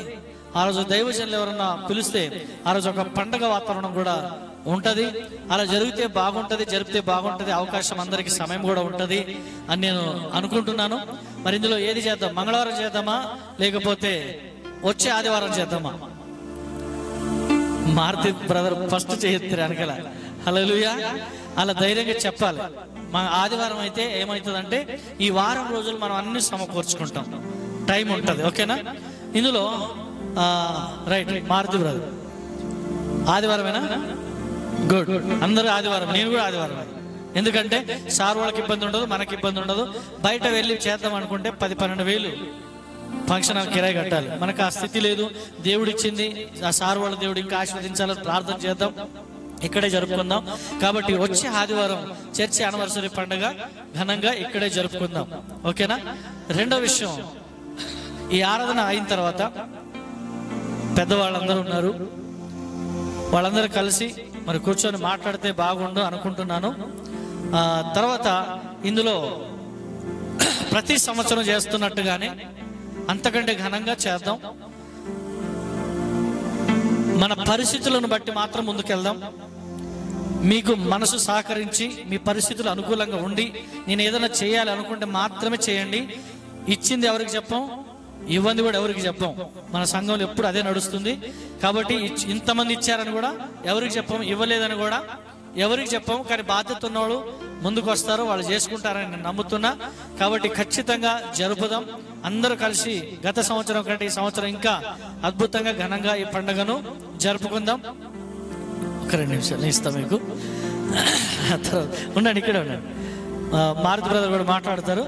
అయితే ఇప్పటికీ క్రైస్తవ సంఘం అంటే దేవుని బిడ్డల సంఘం మనం ఎలా ఉండాలంటే సంఘంలో ఏది అవసరత ఉందో గుర్తించి ఎవరు అడిగే పని లేదు. అడిగితే అది నాకు అప్పటి నుంచి నచ్చదు, ఎప్పుడు నచ్చదు. అడగక ముందే దేవుని సన్నిధిలో మీకు ఉంటే కలిగితే ముందుకెళ్దాం, లేకపోతే గమ్ము నుండి చక్కగా మీతో పాటు 10 మందిని దేవుని మందిరానికి తీసుకురండి, ఆరాధన చేద్దాం. అంతకంటే గొప్పదేమీ లేదు. అయితే రెండో విషయం, సంఘంలో ఇదిగో ప్రతి ఆదివారం ఇలా ఇది మడత పెట్టేసి మళ్ళీ తీసి పక్క పెట్టేస్తారు. ఆదివారం రాగానే దీనికి ఇంత అందం చేస్తారు పిల్లలందరూ కలిసి. ఇది చూసి నరసప్ప తులసిమ్మ మన మధ్యలో ఉన్నారు. పాస్టర్ గారు, అది పాతగా అయిపోయింది, ఒకటే నాకేమో బాధ అనిపిస్తుంది. నాకు ఎందుకో దేవుని పులిపీఠం మేము ఇవ్వాలని మేము అనుకుంటున్నాం. దానికి ఎంత ఖరీదైనా పర్వాలేదు, మేము ఇస్తాం అని వారు ముందుకు వచ్చారు. కాబట్టి నేను చాలా సంవత్సరాల నుంచి అనుకుంటున్నా, అందరూ అనేకమైనవి డొనేట్ చేస్తారు. కానీ పులిపీఠ అనేది ఇది అందరికి రాని ఆలోచన. కానీ నరసప్పకు చదువు లేదు, కానీ ఆయనకి ఎందుకు ఆలోచన వచ్చిందో తెలియదు. తులసమ్మ నరసప్ప గారు తీసుకున్నారు ఆలోచన, నేను పులిపీఠ ఇవ్వాలనుకుంటున్నాను అన్నారు. అది వారు డబ్బులు కూడా ఇచ్చేశారు, ఆర్డర్ కూడా ఇవ్వడం జరిగింది. చర్చి పండుగ రోజు ఇక్కడ ఉంటుంది. హల్లెలూయా. దాదాపు 12,500 వారి ముందే మాట్లాడి ఇచ్చేసాం. కాబట్టి దేవుడు వారిని ఇంకా ఆశీర్వదించాలని కోరుతున్నాం. సంఘంలో మరొక కొరత, కీబోర్డ్ వచ్చింది, ఎక్కడ పోయిందో తెలీదు. అది చూస్తూ ఒక సహోదరి ప్రేరేపించబడి, అయ్యా వచ్చినట్టే వచ్చింది, కనబడకుండా పోయింది, అది కనబడుతూ ఉండాలన్న ఆలోచన నాకు కలుగుతుంది. అది వచ్చినా రాకపోయినా నా దగ్గర ఇంకోటి మీరు తీసుకోండి, దానికి ఎంత ఖర్చు అవుతుందో చెప్పండి, మీరు వెళ్ళండి షాప్కి, నేను ఫోన్పే చేస్తానని కరుణ సిస్టర్ గారు చెప్పడం జరిగింది. వారిని బట్టి నేను ప్రభువును స్తుతిస్తున్నాను. ఖచ్చితంగా దేవుని మందిరంలో త్వరలో మరి ఆ యొక్క అవసరం ఈ పండుగలో కానీ ఆ తర్వాత కానీ తీసుకొని దేవుని మందిరం కొరకు దాన్ని వాడదామని నేను ఆశపడుతున్నాను. ఇంకా మీరు అలా కనుక్కోండి, సంఘంలో ఏమి లేవో అవన్నిటి కొరకు మీకు బాధ్యత ఉంది. మీ వల్ల అయితే మాత్రం అలా ముందుకు వెళ్ళండి, లేని ఎడల మీకు అలాంటి ఆలోచన కూడా ఏం పెట్టుకోకండి, నేను ఇవ్వలేదు దేవుడు నన్ను శాపిస్తాడేమో అని. దేవుడు శపించే దేవుడు కాదు, నీ స్థితిని మార్చగల దేవుడు ఆయన. ఇవ్వలేదని బాధపడుతున్నావు చూడు, ఇవ్వాలని మనసు ఉంది కానీ ఇవ్వలేదని బాధపడుతున్నావు కదా, ఒక రోజు వస్తుంది ఉన్నతమైన స్థితి నా ప్రభు నీకు అనుగ్రహిస్తాడు. అందుకని ఈ సమయంలో మరి పండుగను ఉద్దేశించి ఒక 2 మాటలు, మారుతి అన్న ఎప్పుడు నిలబడలేదు, వీడికి వస్తే మాటలు రావంటాడు, ఈరోజు ముందుకు వచ్చేసాడు కనుక ఒక 2 మాటలు విందాం. దేవునికి మహిమగలను సంఘాల పెద్దలకు అందరికీ వందనాలు. నేను చెప్పేది ఏంటంటే ఆదివారం దాకా ఎవరికి దోషినంత వాళ్ళు ఇవ్వాలి మనం చర్చి కానీ అనుకుంటే. నేను పట్టుకున్నాను ఇప్పుడు ఇట్లా పట్టుకుంటే గట్టిగా వస్తాను, ఇట్లానే ఉండాలి, కిందికి దిగొద్దు. ఆదివారం దాకా ఎవరికి దోషినంత వాళ్ళు మనం ఇవ్వాలని ఆశ. ఇయ్యనోళ్ళు బాధపడద్దు. ఇక పెద్దోళ్ళు మా పెద్దోళ్ళు ఎవరు అవుతున్నారో వాళ్ళు ఎప్పుడు మాట్లాడదాం అనుకుంటారో మరి ఈరోజే ఉండాలి. కొంతమంది ఉన్నారు, కొంతమంది లేరు. సరే, ఓకే, అందరికీ ఇదే చెప్పాలి. ఎవరికి దోషినంత వాళ్ళు ఇవ్వాలి. దేవునికి మహిమ కలగాలి. థ్యాంక్ యూ మార్తన్న, మంచి మాట. ఓకే, మీరు ఖచ్చితంగా ఇంటికి ఇంత ఇవ్వాలనేది అయితే లేదు, అలా ఉండకూడదు. సంఘంలో ఎప్పుడు రావద్ద పరిస్థితి. కాబట్టి పరిస్థితులు అందరికీ ఒకేలాగా ఉండవు. కాబట్టి వారి స్తోమతను బట్టి ఇచ్చిన వాళ్ళ పేర్లు కూడా ఏం రాయబడవు. మీరు వచ్చి కానుకలు వేసినా లేకపోతే ఎవరికైనా ఇచ్చినా మేము రాసుకొని మరి ఆ రోజు పండగ కొరకు మరి సహోదరుల ముందుండి జరిపించాలని కోరుతున్నాం. దేవుడి మాటలు దీవించును గాక. మరి బుధవారం రోజు మీరు వచ్చి ఇచ్చినా లేకపోతే ఫోన్లో పంపించినా ఏ విధంగా అయినా పర్వాలేదు. బుధవారం రోజు సాయంత్రం ఒక్కసారి పండుగల సరుకులు ఏమేమి కొనాలో అన్ని దేవుడు ఇచ్చేసాడని నేను నమ్ముతున్నా. కాబట్టి ఇందులో ఏ కొదవలేదు, అన్ని సమృద్ధిగా ఉన్నాయి. బుధవారం రోజు బ్రదర్స్ అందరూ కూడా రావాలి. కొంతమంది ఇంట్లో బ్రదర్స్ లేరు, సిస్టర్సే ఉన్నారు. కాబట్టి మీరు కూడా రావచ్చు. ఆ రోజు చిన్న స్నాక్స్ తీసుకొచ్చి చాయ్ బిస్కెట్తో ఆ చిన్న మీటింగ్ లాగా చేసుకొని ఆ రోజు మాట్లాడుకొని పండుగ ఎట్లా చేద్దాం ఏందో మాట్లాడి బుధవారం దాన్ని ఫైనల్ చేద్దాం. దేవుడి మాటలు దీవించి ఆశీర్వదించును గాక. ఆమేన్, ఆమేన్. వెళ్దామా, అట్టనే కూర్చుందామా? హల్లెలూయా. ఎప్పుడు లేరు ఇట్లా చాలా బాగా మంచిగా ఇంకా వినాలని ఆశతో కూర్చున్నారు. దేవుడు మిమ్మల్ని మీ కుటుంబాన్ని దీవించును గాక. మరి సమయంలో పాట పాడుతూ కానుకలు సమర్పించుకొని పాడతావా? నీకు వస్తుంది పాట? వస్తే వాటి పాడు. ఓకే, పాట పాడుకుంటూ కానుకలు సమర్పించుకొని ఆఖరి ప్రార్థన ఆశీర్వాదంతో నేటి ఆరాధన కోడిక ముగించుకుందాం. ఓకేనా? దేవునికి మహిమ కలుగును గాక. ప్రత్యేకమైన పాట పాడుతూ దేవుని మహిమపరచుకుందాం. విలువైన మరి ప్రత్యేకమైన కానుకలు, దశమ భాగంలో మొక్కుబడులన్నీ కూడా దేవుని సన్నిధిలో అర్పించి దేవుడిచ్చి దీవెనలు పొందుదాం. దేవుడి మాటలు దీవించును గాక. రెండు ఎవరైనా వచ్చి పాడాలనుకున్న వారు వచ్చి పాడి దేవుని మహిమపరచండి.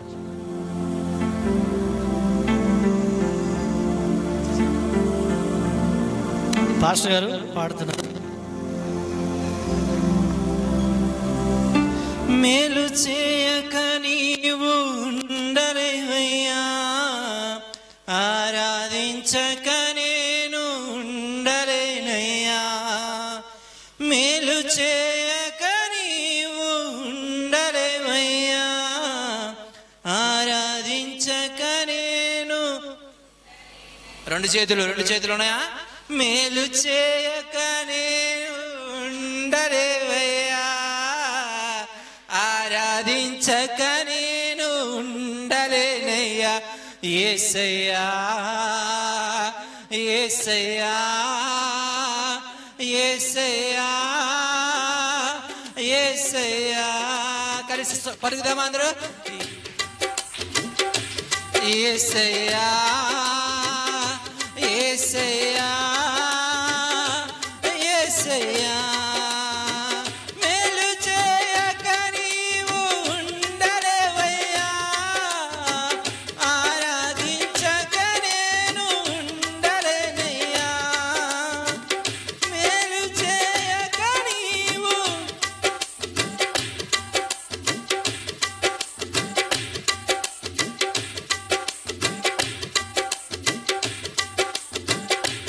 యేసయ్యా, యేసయ్యా, యేసయ్యా. కలిసి బిగ్గరగా యేసయ్యా, యేసయ్యా, యేసయ్యా. నిన్ను నమ్మినట్లు నేను వేరే ఎవరిని నమ్మలేదయ్యా. నిన్ను నమ్మినట్లు నేను వేరే ఎవరిని. నీకు నాకు మధ్య దూరం గిరించావు అది నుండా. కలిసి నీకు నాకు మధ్య దూరం తొలగించావు అది నుండా. నానందం కోరేవా. కలిసి పలుకుదామా? నానందం కోరేవాడా, నాశలు తీర్చేవాడా. నానందం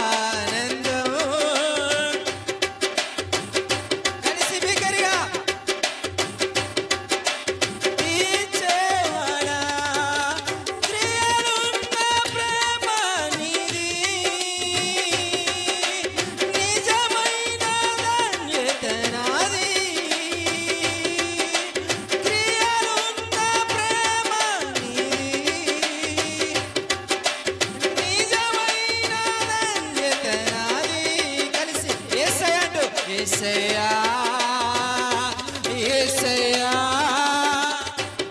యేసయ్యా చప్పట్లు కొడుతూ బిగ్గరగా యేసయ్యా యేసయ్యా యేసయ్యా మేలు చేయక నీవు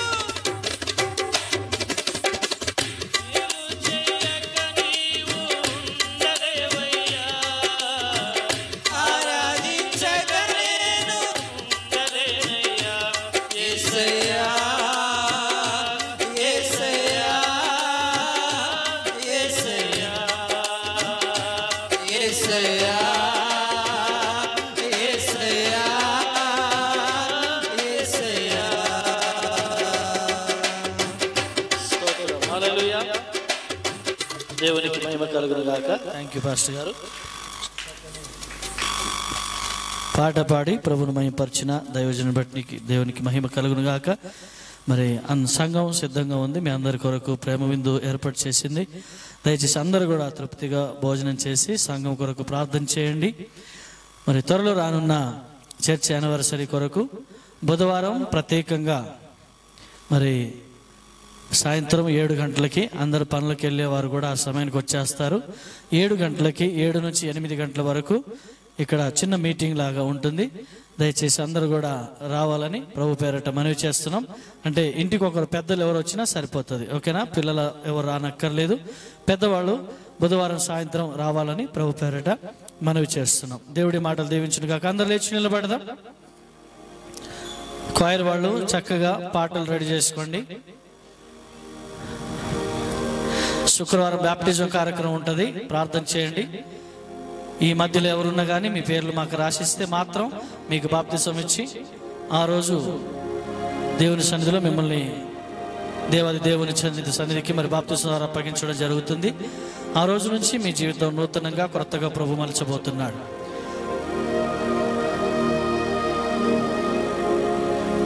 రైట్, ప్రార్థన చేసుకుందాం. మన మధ్యలో ఉన్నటువంటి సేవకుడు కానుకల నిమిత్తమై చిన్న ప్రార్థన చేస్తారు. తదనంతరం ఆఖరి ప్రార్థన ఆశీర్వాదం. ప్రార్థన చేసుకుందాం. తలలో ఉంచినట్లయితే కళ్ళు మూసుకున్నట్లయితే ప్రార్థన. పరిశుద్ధుడువు అతి మిక్కులుడువు పూజనీయుడు అయిన యేసయ్యా, నీ ఘనమైన పాదములను బట్టి ఇటు రీతిగా ఈరోజు నిన్ను కూడుకుని ఆరాధిస్తున్న విధానమును బట్టి వందనాలు అయ్యా.